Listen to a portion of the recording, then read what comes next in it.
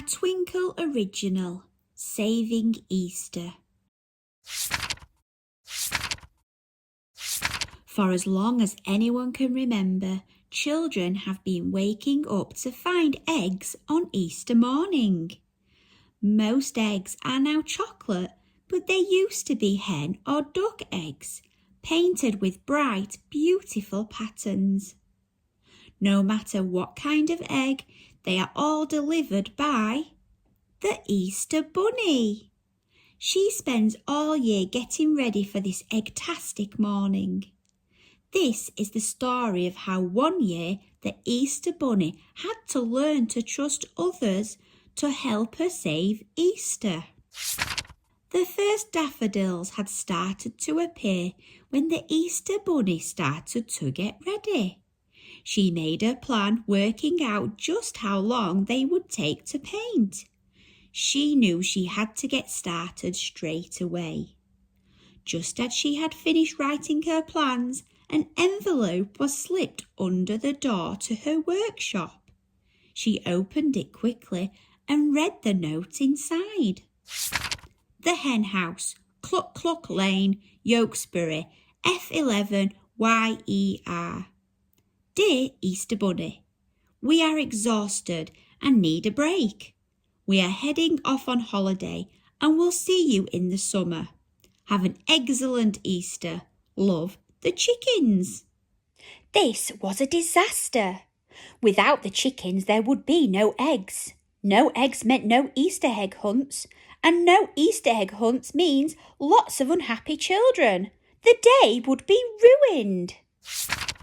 Now, the Easter Bunny wasn't the kind of bunny to panic, so she sent letters to her friends who she was sure would help.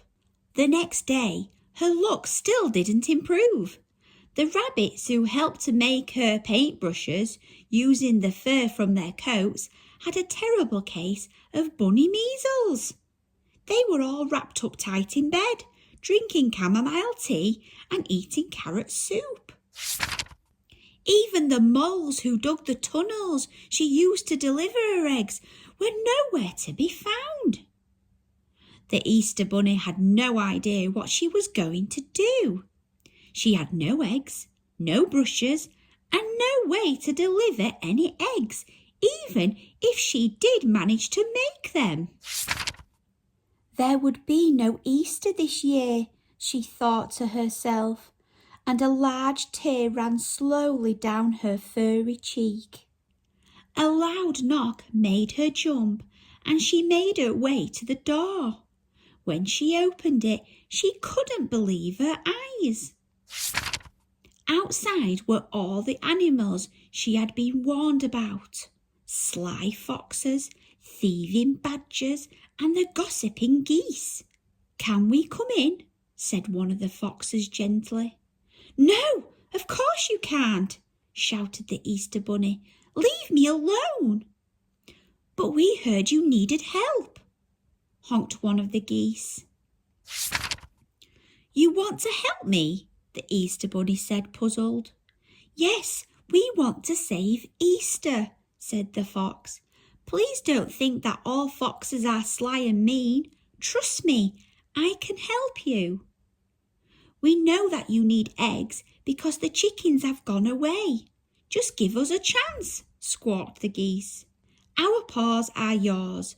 We are ready to dig," smiled the badgers. The Easter Bunny had heard stories about what these animals could be like, and she didn't believe that they were telling the truth. But she thought perhaps she should give them a chance. After all, she didn't have a chance of saving Easter by herself. She took a deep breath and invited them all in. Much to the Easter Bunny's surprise, the animals went straight to work.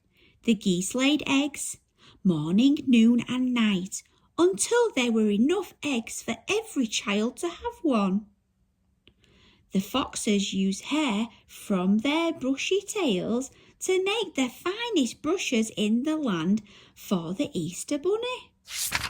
As soon as they had finished the brushes, They worked with the badgers to dig all the tunnels the Easter Bunny needed.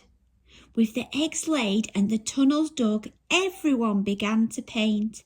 Together, they painted some of the most beautiful patterns the Easter Bunny had ever seen. When they were finished, the Easter Bunny stood back to admire their work. She let out a satisfied sigh. Her new friends had done it.